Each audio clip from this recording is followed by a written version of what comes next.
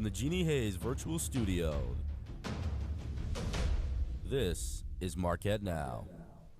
Good evening, Marquette. I'm Megan Woolard. And I'm Alexis Kamine. Welcome to Marquette Now's first show of the season. We are socially distanced, 6 feet apart, and ready to get started. Before we get into the rest of the show, we have some breaking news tonight. Marquette basketball will be resuming in November. Assistant News Editor Ben Wells of the Marquette Tribune is live in the newsroom with more information. Ben?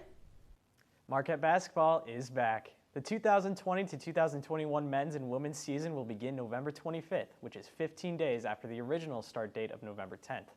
This means in-person practices are allowed starting October 14th.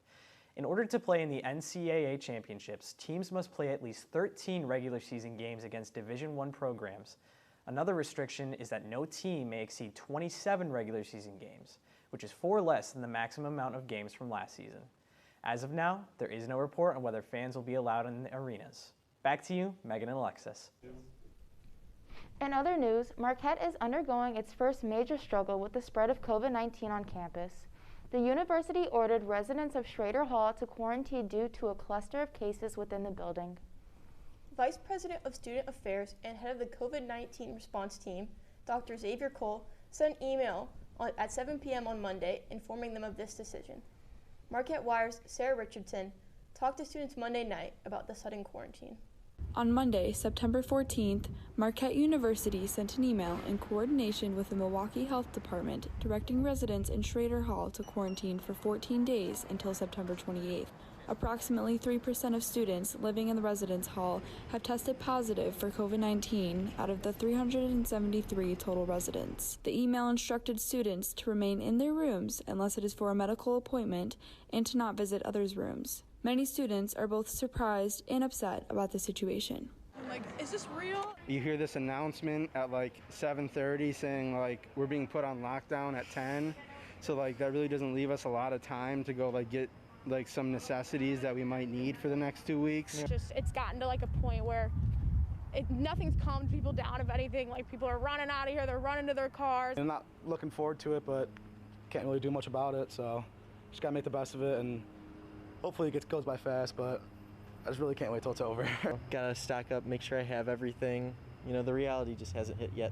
While students make last-minute trips to stock up at the Sendix on campus, cars line up on 13th Street with concerned parents ready to take their kids home. And it's hard. I hate seeing, my kid loves to be here, and it's hard to see your child devastated by something like this, and you don't know exactly what is going to happen next. Many students were concerned about their safety and chose to quarantine at home. I just booked a ferry ticket to go home. For the 2 weeks, I'd feel more safe being at home. Yeah, at this point, I think I'm just going to head home because staying in a room alone for 14 days really does not seem like the plan. Just hope for the best. Trying to stay positive. I'd rather be with my mom and dad. Yeah. Socially distanced from them. In addition to the quarantine, all Schrader residents are required to test for COVID-19.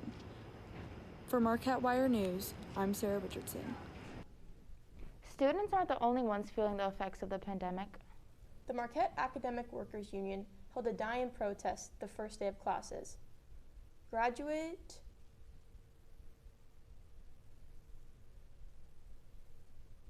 Marquette Academic Workers Union held a die-in protest the first day of classes. Graduate students and supporters came and expressed their concerns and frustrations about having to do in-person classes. Vanessa Rivera has more.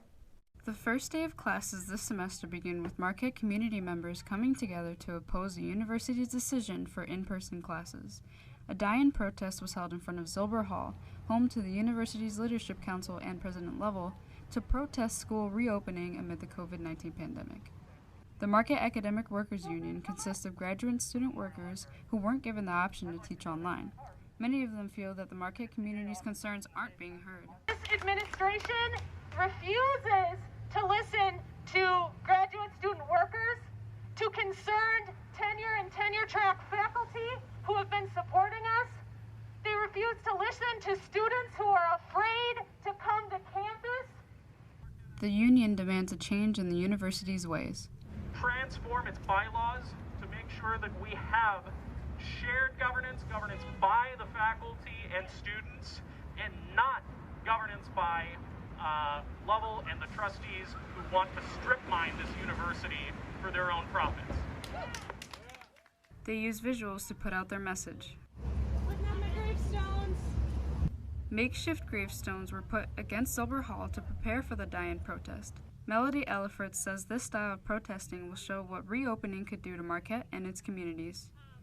So a die-in is a strategy that's been used a lot of times around different epidemics. It was used largely during the AIDS epidemic, and it's basically to draw attention to people will die. Whether it's us directly, whether it's our families, our grandparents, or the greater Milwaukee community, to say that Marquette's decision to reopen is not going to result in injury or death is just irresponsible in our eyes. So if the Cura Personalis is about caring for the whole person should include their health and safety and well-being. One graduate student feels that Marquette is focusing on its own profit. It seems like the push was to make sure that they got students on campus so that they didn't leave before the tuition deadline. They're putting profits before people. Elliford notes that COVID-19 disproportionately affects Black and Brown communities. Marquette to say they stand behind racial justice, I mean, that's just lip service if they're not going to actually do anything about it.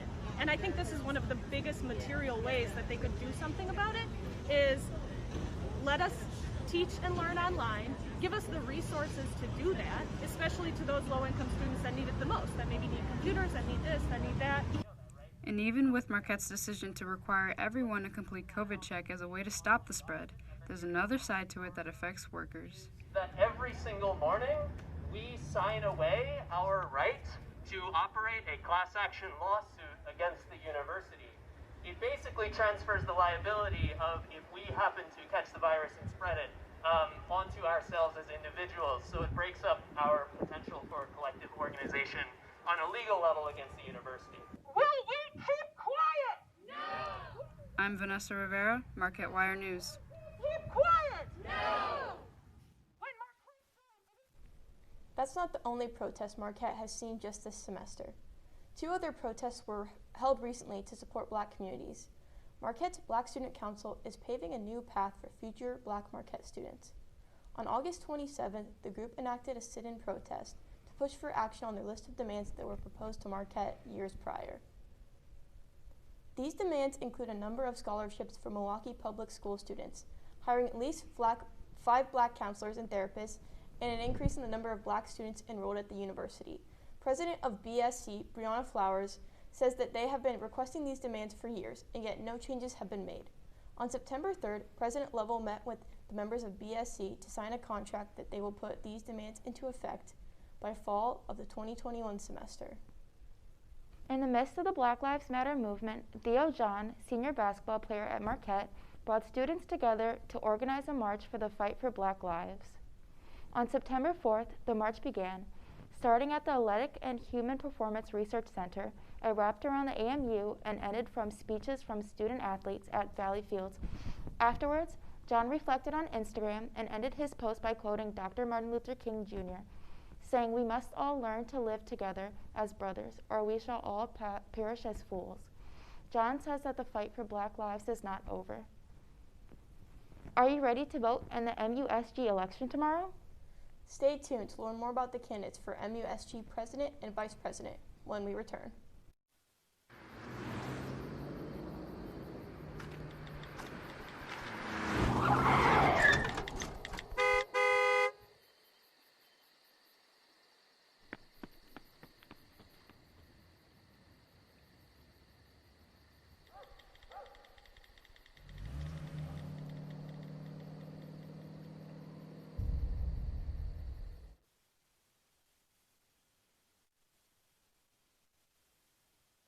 This is the story of a boy who is very sensitive to lights and sounds. So he built secret hiding places where nothing could get in. The boy didn't like looking people in the eye. It made him feel uncomfortable. One day, he found out he had something called autism. His family got him help, and slowly, he learned how to live with it better. Early intervention can make a lifetime of difference. Learn the signs at autismspeaks.org. So, I just moved in with this family, and it's embarrassing. The little one, he likes to go outside and crawl around in the giant litter box. I don't know what he's doing. I mean, I was born and I knew how to use the litter box. Look at that. That's disgusting. Oh, poop already. You're making me nervous. Oh, okay, I can't look at this anymore. I really hope he grows out of this, for his sake.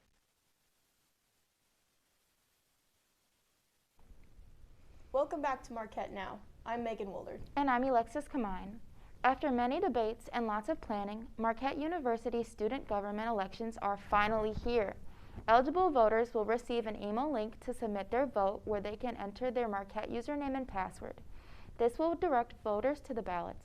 There is also a link on the Marquette University student government website, which is msug.mu.edu. Students can vote for the next MUSG president and executive vice president, residential senators, and academic senators. Here's a quick message from both presidential tickets.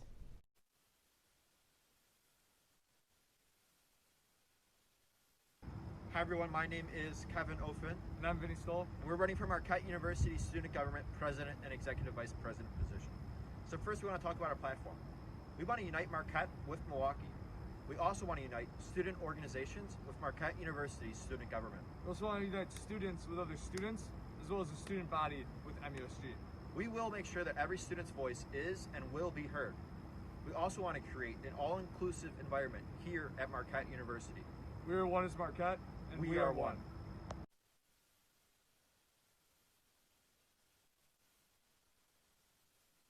My name is Evelia Guerrero, and I'm running for president of Marquette University Student Government.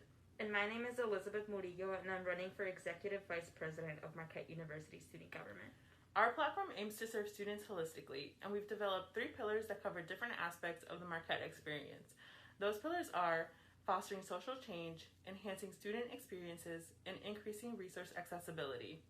All aspects of our campus affect us in a different way. Each Marquette story is unique and deserves to be heard. COVID-19 has been a big burden in making sure students can stay safely on campus this year. Things to do a lot different, especially the little things, such as separated tables in the library, too many classes being moved to online. Let's take things over to Sarah Richardson to see how the dining halls on campus are making adjustments to make sure that safety and health guidelines are being prioritized. Dining halls are an essential part of every college experience. In these days when safety is being especially prioritized, Marquette University and dining partner Sodexo had to form creative methods of administering food to students to fulfill guidelines. The food prep behind the scenes hasn't changed, it's just being delivered differently. According to the City of Milwaukee, we can't do any self-serve stations right now, so everything will be prepared and handed over to you. We've added plexiglass to all of our stations. All of our team members will be serving all of the food, so nothing is self-serve. As an organization, we've always taken precedence on making sure tables are clean properly. You know, we've added stickers to the tables so that the students know that they've been properly cleaned and sanitized. We're using just utensil kits. We want to make sure when students come in, they know that they're getting a first touch item and that what they're getting has been sanitized, safe for them to use, safe for them to sit at. Even when the staff comes in, they have staggered schedules, so they won't be coming in all at the same time. They all wear masks, and then everybody is temperature checked and screened as they come in the door. I think the hardest thing for students and adjusting to the way of life right now has been that we're naturally interactive people. So it's hard for kids to come in who are used to being able to interact in here and this being their social place. I mean, this is their living room, this is their kitchen, and now they have to sit at tables by themselves, or they have to stand 6 feet apart. That's hard for people. And hopefully in the near future, we go back to 4 kids being able to sit together. We want to direct everybody to our social media, so Marquette Dining Services website, our Facebook, our Instagram.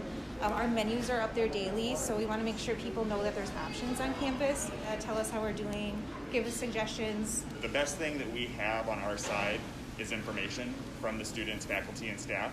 Our goal is to give them as normal of the college experience as we can right now. So if there's something that we can change to make that happen, let us know. The only way we know that we need to make a change is if someone says something to us. For Marquette Wire News, I'm Sarah Richardson. The COVID Check is a self-reported survey students must complete daily. This survey is sent via email and tracks potential COVID-19 cases and determines if students are safe to navigate campus. However, its accuracy and accountability are questioned by some students.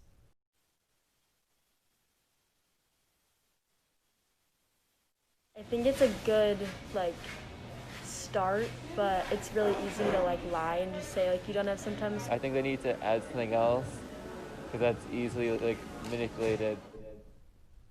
According to Dr. Xavier Cole, the head of Marquette's COVID-19 response team, we rely on our community members to be truthful when filling out the COVID check.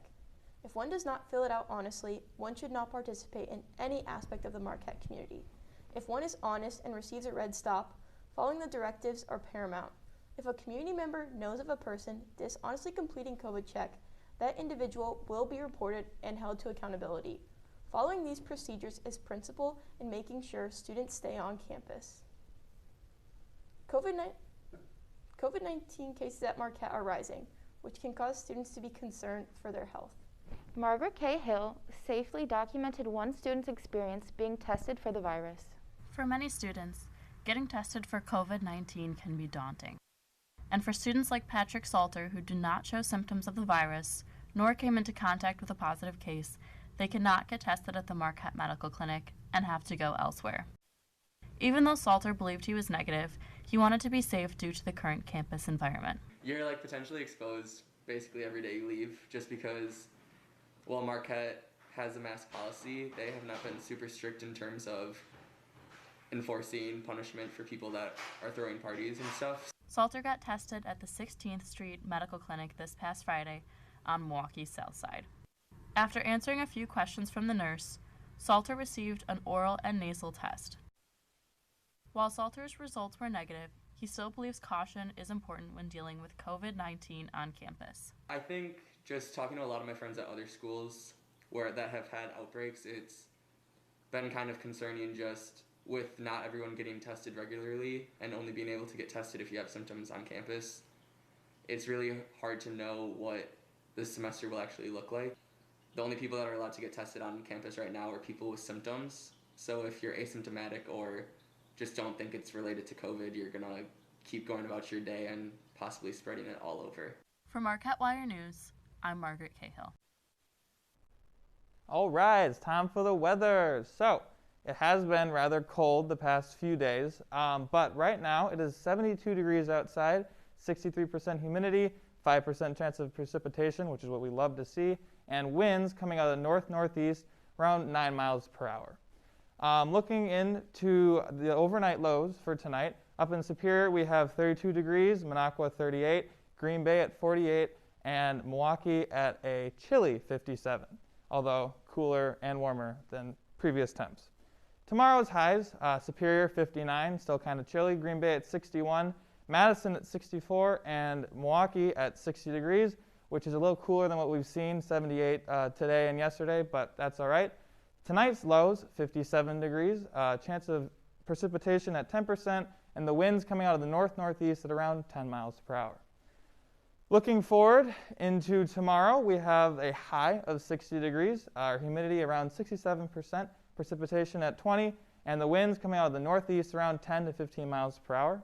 And looking into our extended forecast for the next 5 days, we have Friday at 58 for our high and 47 for our low. Sunday at 63 for our low and 63 for our high, 52 for our low. And Tuesday at a more ramped up 73 degrees for our high and 58 for our low. And that's all we have for today's weather. Stay tuned for our new COVID-19 news analysis segment with our new person, Alex.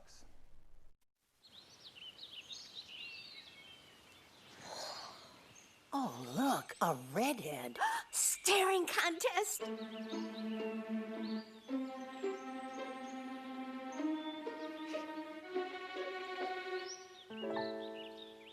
You still got it. I know. Come alive with the forest. The dad was cute.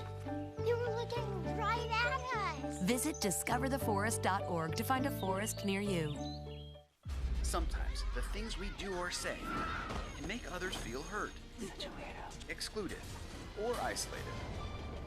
Everything you say and do creates an impact. How am I supposed to save the whole world? You can't think about saving the world. You have to think about saving one person. Because of you, someone's entire life can change. You don't have to be a superhero to have a positive impact. Friends? Friends.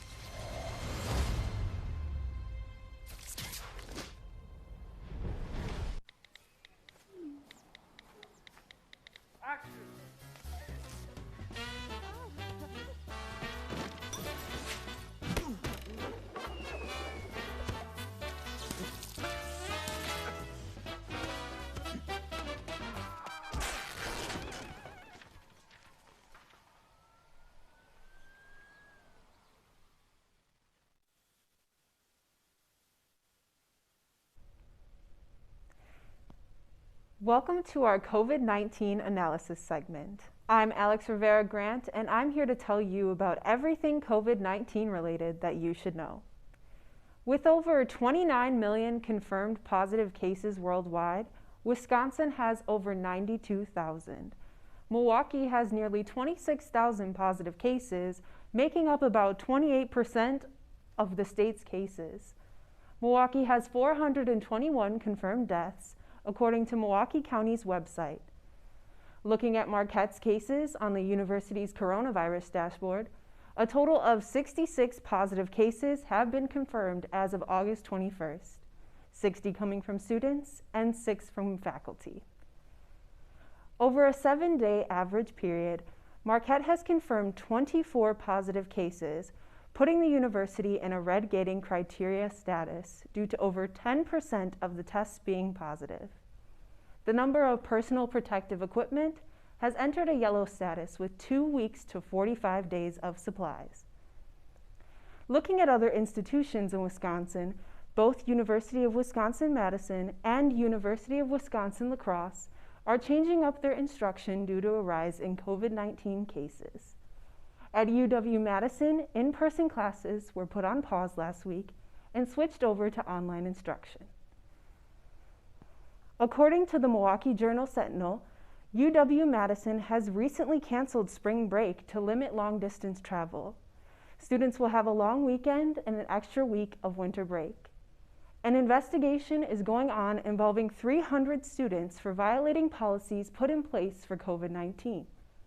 UW-La Crosse had followed Madison's decision for 2 weeks of remote learning 1 week after Madison announced its decision. Chancellor Joe Gao sent a letter out to the students and faculty for an urgent shelter-in-place order Sunday afternoon. All residence halls have been ordered to shelter in place. Undergraduate instruction was suspended the last 2 days and was resumed remotely as of today. These restrictions will be in effect until the week of September 27th. Marquette isn't on the same route as these institutions, but the universities, similar to UW-La Crosse, had to put Schrader Hall in quarantine because of a rise in cases. Aside from Schrader's new quarantine order, the Office of Residence Life has a COVID-19 addendum posted on Marquette's website. This includes different rules that students must follow. The first is to always wear a cloth mask when outside your room. Students aren't allowed to have external visitors and have a limit of 2 visitors who live in the residence building. As far as isolation practices, students must comply with the Office of Residence Life when instructed to relocate to self-quarantine. De-densifying and consolidation efforts can also be made. Marquette always says to mask up. Marquette's community is encouraged to take every precaution the university has outlined to stop the spread. That means putting on a mask that covers the nose when out of one's living space, staying a minimum of 6 feet apart, and completing the COVID check every morning, and reporting results of a positive case. Thank you so much for tuning in. I'm Alex Rivera Grant. Please come next week for more COVID-19 news, and stay tuned for Down to the Wire. There was an old woman who lived in a shoe. She had so many children, she didn't know what to do.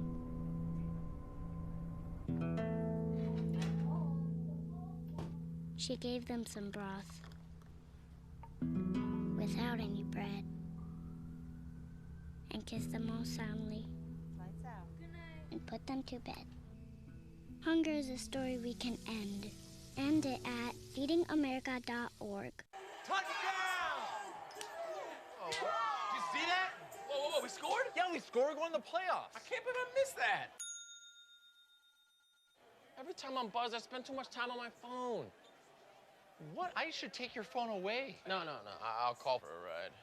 Hey, why does my face look like that? I'm playing with these new face filters. Okay, you know what? Yep, that's mine. I'm gonna need that back. No. Kevin!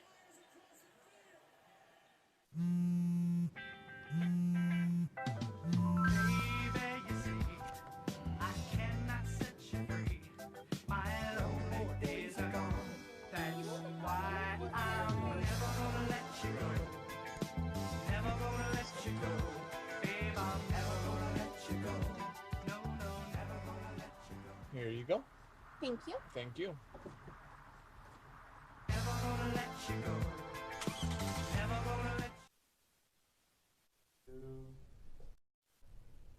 Welcome back to Marquette Now. I'm Megan Woolard. And I'm Alexis Kamine. We're back with our first segment of Down to the Wire. Assistant News Editor Ben Wells of the Marquette Tribune is live in the newsroom with Executive News Editor Sheer Block. They'll be providing more insight on Schrader's quarantine order. Ben?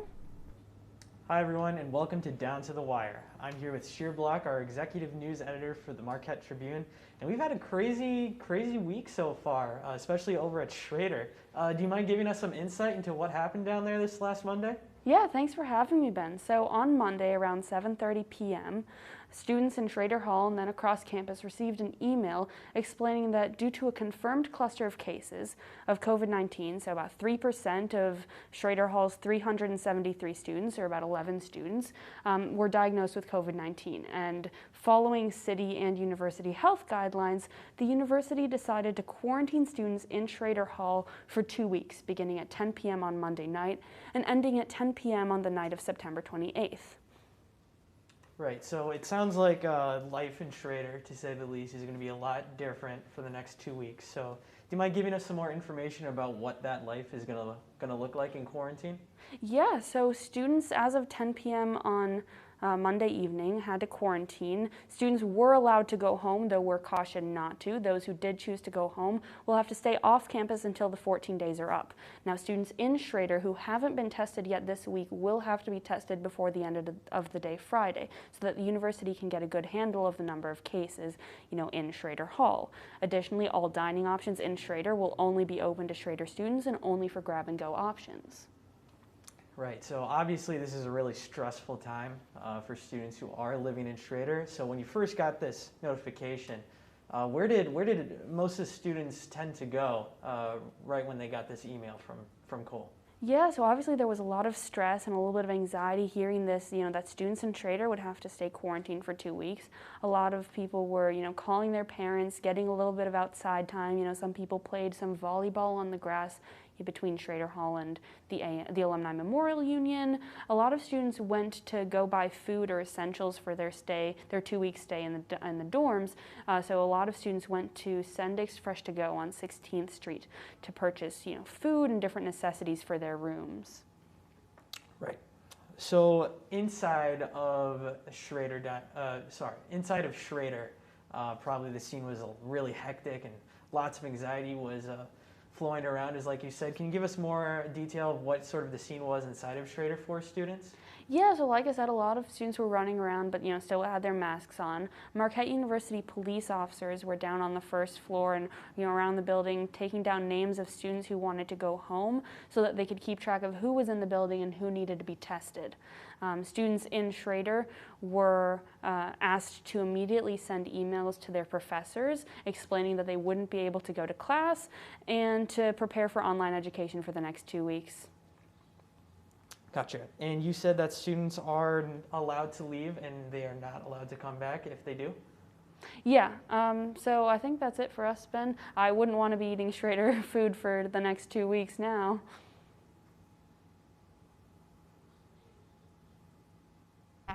I'm Alexis Kamine. And I'm Megan Woolard. See you next time.